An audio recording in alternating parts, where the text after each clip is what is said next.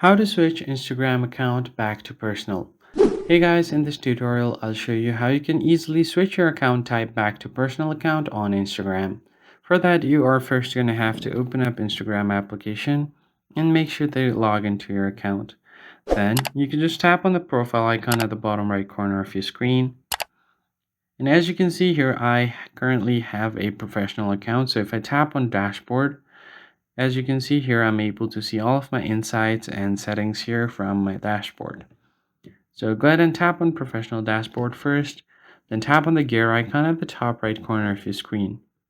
Once you tap on it, you can scroll down until you find this option, Switch Account Type. Just tap on it, then tap on Switch to Personal.